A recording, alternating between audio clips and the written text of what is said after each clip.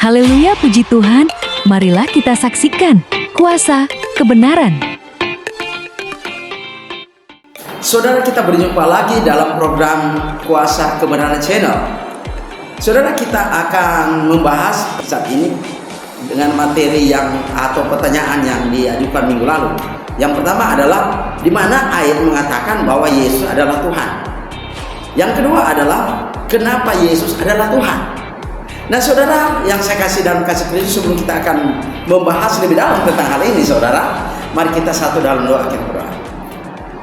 Aba ya Bapa yang ada di surga, terpujilah Engkau di tempatmu yang maha kudus.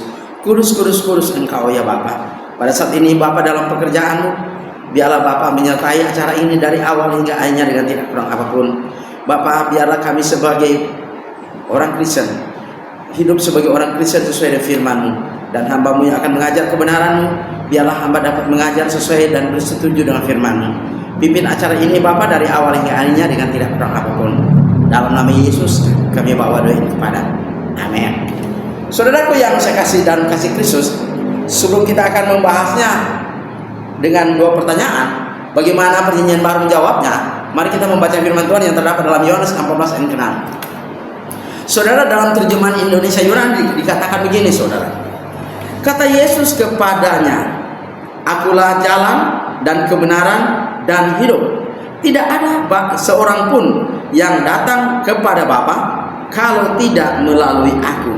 Saudara yang saya kasih dalam kasih Kristus, Yesus katakan dalam Yohanes 15 ayat 6, "Akulah jalan," hodos bahasa Yunaninya, "kebenaran atau aletheia, dan hidup." Sukses, ya.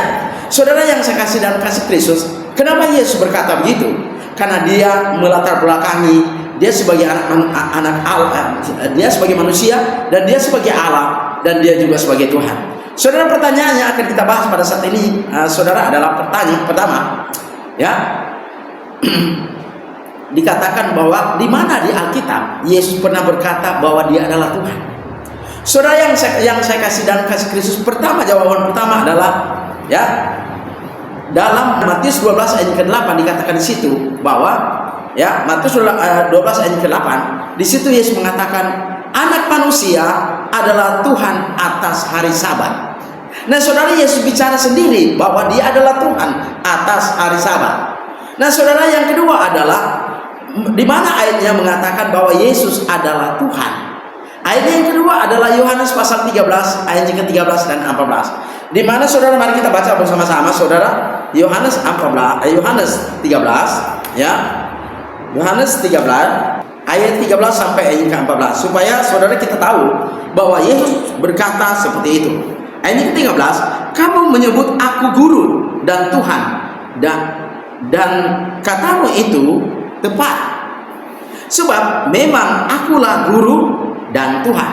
Ayat ke-14, saudara, dikatakan begini, "Jadi jikalau aku Tuhan dan gurumu membasuh kakimu, maka kamu pun wajib saling membasuh kakimu." Saudaraku yang saya kasih dalam kasih Kristus, dari mulut Yesus mengatakan akulah Tuhan.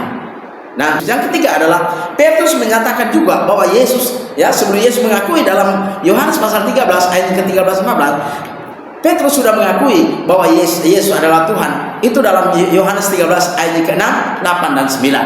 Saudara, dengan demikian kita dapat menjawab kepada semua orang yang menentang ketuhanan Kristus bahwa Yesus adalah Tuhan. Dan ini menunjukkan kepada kita bukti-bukti otentik secara intern di dalam Alkitab bahwa Yesus sendiri berkata, "Akulah Tuhan." Saudara, itulah, saudara, jawaban Alkitab tentang di mana Yesus pernah berkata bahwa akulah Tuhan. Pertanyaan kedua, saudara, adalah mengapa Yesus adalah Tuhan? Saudara, mengapa Yesus adalah Tuhan? Ya, itu adalah pertanyaan yang harus dijawab oleh Alkitab. Dan jawaban Alkitab pertama adalah mengapa Yesus adalah Tuhan? Karena Yesus ada sebelum dunia ini ada. Ya, kenapa Yesus adalah Tuhan? Karena dia ada sebelum dunia ini diciptakan oleh dia. Di mana ayatnya? 1 Petrus 1 ayat ke-20.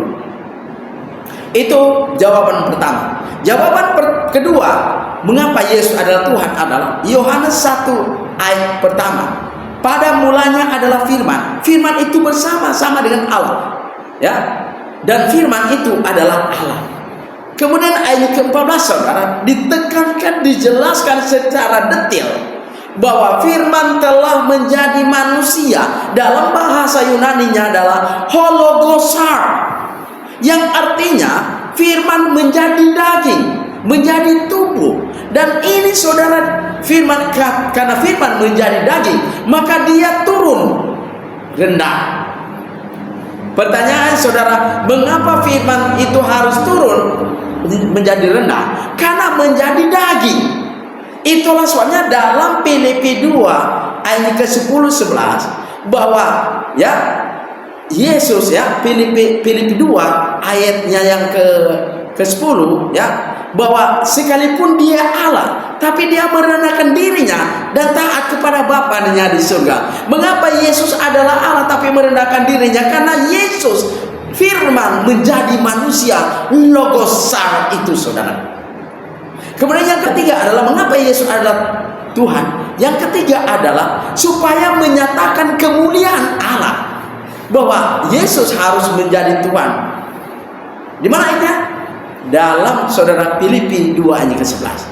Dengan demikian saudara, ini menunjukkan kepada kita sebagai seorang, mengaku sebagai seorang Kristen, harus memberitakan ini kepada semua orang. Jangan kita yang tidak tahu saudara. Mengapa kita tidak tahu? Karena kita kurang belajar firman Allah. Ketika kita belajar firman Tuhan, maka kita dapat mempertanggungjawabkan semua pertanyaan yang diajukan oleh ateis maupun menentang ketuhanan Kristus. Itu saudara, kita dapat mempertanggungjawabnya dan kita dapat menjawab sesuai dengan firman Tuhan. Kenapa saudara kita menjawab harus sesuai dengan firman Tuhan? Jawabannya saudara adalah karena Petrus katakan dalam 1 Petrus 4 ayat 11, dikatakan oleh Petrus, jikalau seorang berkata-kata, hendaklah perkataannya bersetuju dengan firman Tuhan. Jadi hati-hati saudara, kalau kita juga menjadi guru Alkitab, menjadi pendeta pastor, kalau kita memasukkan ide kita sendiri dalam firman Allah, ingat, ide, pendapat, asumsi kita bukanlah firman Allah, tapi firman Allah adalah Allah sendiri, dan firman itulah yang akan membawa kita ke surga. Amin. Tuhan berkati. Saudara kita, mari kita berdoa. Terima kasih Bapa di surga atas firman, motivasi rohani yang melalui firman-Mu kami diteguhkan, kami dikuatkan, agar kami dapat mempertanggungjawabkan semua apa yang diajarkan menurut Alkitab, dan itu juga dapat menjawab semua pertanyaan ya, keraguan-raguan yang ada di dunia sekarang ini. Mengapa terjadi keraguan-raguan? Karena kami tidak berdasarkan kebenaran. Kami tidak belajar Alkitab sehingga kami tidak dapat membela kebenaran ketuhanan Kristus. Terima kasih Bapak, melalui pelajaran ini kami dibentuk, dimotivasi agar kami lebih dekat kepadamu. Dalam nama Yesus kami bawa doa kepadamu. Amin. Saudaraku, apabila Anda memiliki pertanyaan, hubungi nomor saya di 0853 40 42 98773. Sekali lagi, hubungi di nomor saya 0853 40 42 98773.